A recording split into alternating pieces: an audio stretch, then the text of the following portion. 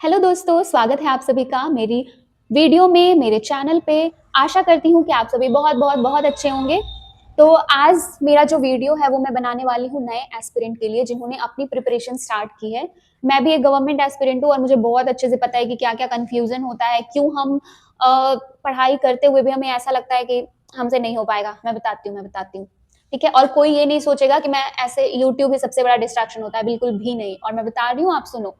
और तो सबसे पहले जब भी आप तैयारी स्टार्ट करते हो, आप हमेशा एक एग्जाम को लेकर के चलो, ठीक है? ये नहीं कि आज मैंने एसएससी का तैयारी शुरू कर लिया, ठीक है? ये नहीं सही हुआ तो मैं रेलवे में चला गया, रेलवे का सही नहीं हुआ तो मैं बैंकिंग में चला गया, बैंकिंग का सही नहीं हुआ तो मैं स्टेट एग्जाम में चला गया, स्टेट का नहीं सही हुआ तो मैं यूपीएससी तक पहुंच गया। आप हमेशा एक एग्जाम पे फोकस करो। भाई पेड़ भले सिमिलर हो सकते हैं बट उनके ब्रांचेस कभी सिमिलर नहीं होते हैं, ठीक है? ये हमेशा आप ध्यान रखना।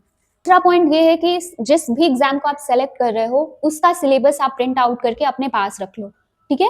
क्योंकि बिना सिलेबस का पढ़ना मतलब अंधेरे में तीर चलाना। और फिर जब आप सिलेबस निकालोगे तो आप ये नोटिस कर लो उसमें कौन-कौन से सब्जेक्ट हैं, आपका क्या उसमें वीकेस्ट पॉइंट है, क्या आपका स्ट्रेंथ हो सकता है, क्योंकि बहुत लोग की मैथ्स अच्छी होती है, बहुत पहले से ही बहुत लोग की मैथ्स अच्छी नहीं होती है, बहुत लोग की इंग्लिश अच्छी होती है। तो इस अकॉर्डिंग आप ये देख लो पहले ही कि आपको किस सब्जेक्ट पे ज़्यादा फोकस करना है और किस सब्जेक्ट पे कम फोकस करना है। फोकस करना सारे सब्जेक्ट पे है बट कम ज़्यादा ये आपको डिसाइड करना होगा। उसके बाद एटलीस्ट 2 टू 3 मंथ्स आप खुद को दो अपने, ताकि सारे सब्जेक्ट में आपका जो बेसिक है वो आप स्ट्रॉन्ग कर सको। जैसे कि मैथ्स में profit and loss, percentage, simple interest, ये 3-4 कुछ चैप्टर्स हैं जिसको आप सबसे पहले फोकस करो, क्योंकि इसी के बेसिस पे और भी चैप्टर्स आप अटेम्प्ट कर सकते हो। रीजनिंग में कोडिंग, डिकोडिंग, इंग्लिश में एरर्स, टेंस के रूल्स हैं ये सब। तो ये सब बेसिक जो है पहले आप क्लियर कर लो, ताकि मतलब और भी जो चैप्टर्स हैं उनको आप अटेम्प्ट कर पाओ। फिर आप अपना जो रूटीन है वो रियलिस्टिक बनाओ। रियलिस्टिक मीन कि आप स्टार्टिंग से ये मत सोचो कि मुझे 10 से 15 घंटे अपनी स्टडी पे देना है, बिल्कुल भी नहीं। क्योंकि अगर आपने स्टार्टिंग से ही ऐसा शुरू कर लिया तो आपके ऊपर बहुत बर्डन आ जाएगा और आपको लगने लगेगा कि नहीं मेरे से नहीं होगा। तो स्टार्टिंग आप शुरू करो कम से कम तो 2-3 घंटे से, और वो 2-3 घंटे आपका सबसे बेस्ट और प्रोडक्टिव टाइम होना चाहिए। मतलब कि कोई भी डिस्ट्रैक्शन नहीं, वो प्रॉपर आप अपना 100% उस 2-3 घंटे को दो। ठीक है? फिर जब वो 2-3 घंटे की आपको हैबिट होगी, आपको खुद मन लगने लगेगा और फिर आप अपना ड्यूरेशन बढ़ाओ, फिर 6 घंटे, फिर 8 घंटे। बट स्टार्टिंग से ही 10-12 घंटे आप देने मत लग जाओ, क्योंकि मैं ये श्योरली कह सकती हूँ कि फिर आपकी कंसिस्टेंसी जो है वो नहीं रहेगी। क्योंकि मोटिवेशन से ज़्यादा कंसिस्टेंसी रहना बहुत ज़रूरी है। किसी भी चीज़ में आप कंसिस्टेंसी रहोगे तो आप पा सकते हो, लेकिन मोटिवेशन बस 1-2 दिन का गेम होता है और फिर वो सर के ऊपर से निकल जाता है। और बहुत लोग ये भी सोचते हैं कि मॉक टेस्ट जो है वो हमें स्टार्टिंग से ही देना चाहिए, बिल्कुल भी नहीं। मॉक टेस्ट आप तभी दो जब आपने अपना बेसिक जो है वो क्लियर कर लिया है, तभी आप क्वेश्चंस अच्छे से अटेम्प्ट कर पाओगे। अगर आपने पहले से ही मॉक टेस्ट देना शुरू कर दिया, तो आप बहुत गंदा डिमोटिवेट हो जाओगे। इसलिए एटलीस्ट 2 टू 3 मंथ्स आप अपने बेसिक को बहुत अच्छे से क्लियर कर लो, एकदम क्रिस्टल क्लियर। उसके बाद आप मॉक टेस्ट देना शुरू करो ताकि आप में कॉन्फिडेंस जो है वो बस बिल्डअप होता रहे। बस मैंने मॉक टेस्ट दे दिया और नंबर नोटिस कर लिया कि हाँ, मेरे को इतने नंबर मिले हैं, मुझे इससे अच्छा करना है। आप एक-एक क्वेश्चंस देखो कि आपने सही क्या किया है, कहीं आपने तुक्का मार के तो सही नहीं किया, या फिर आपको आता था, या फिर जो क्वेश्चन नहीं आता था वो किस पैटर्न का है, किस चैप्टर का है। ये सब आपको कंप्लीट एनालिसिस। और सबसे बड़ी बात, आप अपनी प्रिपरेशन जर्नी में भी किसी से भी कंपैरिजन नहीं करोगे कि उसका एग्जाम तो 1 साल में निकल गया, उसका 6 महीने में निकल गया, उसका 2 साल में निकल गया, बिल्कुल भी नहीं।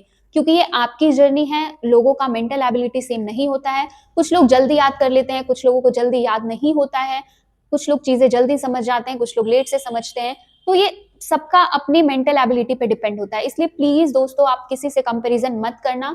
बस आप खुद को इतना प्रिपरेशन में लगा दो कि आपको ये फील होने लगे कि नहीं, आप अपना बेस्ट दे रहे हो, चाहे कोई कितना भी करे, आप अपना बेस्ट दे रहे हो। आप दूसरों की स्ट्रेटजी वीडियो पे ध्यान मत दो कि किसकी रूटीन कैसी है, क्या है, बिल्कुल भी नहीं। क्योंकि अगर आप वही देखते रह जाओगे तो उसी में इन्वॉल्व रहोगे, आप खुद का स्ट्रेटजी नहीं बना पाओगे। आप खुद को बस वक्त दो, खुद की वीकनेस, स्ट्रेंथ सब पहचानो और उसके अकॉर्डिंग आप अपनी स्ट्रेटजी बनाओ कि किस पे आपको ज्यादा टाइम देना है, किस पे कम देना है, क्या करना है, क्या नहीं करना है, ये आप खुद ही डिसाइड कर सकते हो। हमेशा आप ये ध्यान रखना कि गवर्नमेंट जॉब एक मैराथन है। कभी रिजल्ट डिले होता है, कभी वैकेंसी लेट आती है और कभी आपके मार्क्स भी कम होंगे। ठीक है? तो ये चीज़ मैटर नहीं करता है, मैटर बस ये करता है कि आप हर डे कितना खुद को इम्प्रूव कर रहे हो। अगर आप हर डे 1% भी इम्प्रूव कर रहे हो ना, तो आपकी सिलेक्शन पक्की है, बस फ़र्क टाइम का है। मैं भी एक एस्पिरेंट हूँ और मैं जानती हूँ कि ये कन्फ्यूज़न होता ही होता है, तो प्लीज़ आपकी सिलेक्शन पक्की है, बस आप अपना बेसिक स्ट्रॉन्ग रखो, आप अपना रूटीन डेली फ़ॉलो करो और खुद को हमेशा 1% ही सही but day by day improve करो। लोग ये सोचते हैं कि गवर्नमेंट जॉब के साथ सेकंड ऑप्शन होना अच्छी बात है या नहीं? तो मेरे अकॉर्डिंग कि सेकंड ऑप्शन होना ही चाहिए, क्योंकि अगर मान लो एक टाइम तक आपके पास गवर्नमेंट जॉब नहीं होगा, तो फिर आप क्या करोगे? तो इसलिए प्लीज़ आप थोड़ा टाइम अपने स्किल्स डेवलप करने पे भी दो, कुछ ना कुछ, चाहे कंटेंट क्रिएशन हो, टाइपिंग हो या फिर एक्स्ट्रा मतलब प्राइवेट जॉब कुछ ही घंटों का, ठीक है? आप अपने पास ये ऑप्शंस रखो ही, क्योंकि ऐसे आप मेंटली फ्री रहोगे, वरना हमेशा मुझे लगता है सारे स्टूडेंट्स के माइंड में ये चीज़ आता ही है कि अगर इन केस एक टाइम तक ये जॉब नहीं लगा तो मैं क्या करूँगा? तो कहीं न कहीं आप इस चीज़ से मेंटली प्रेशराइज़ होते ही होंगे। इसलिए प्लीज़ दोस्तों आप हमेशा सेकंड ऑप्शन ज़रूर रखो, चाहे वो छोटा हो या बड़ा हो, ताकि वो आपको सेफ फील कराए। Otherwise all the very best. आप प्लीज़ फॉलो करना, अगर थोड़ा भी आपको वीडियो हेल्पफुल लगा तो थैंक यू मुझे ज़रूर बोल देना, और अगर नहीं लगा तो आई एम सॉरी।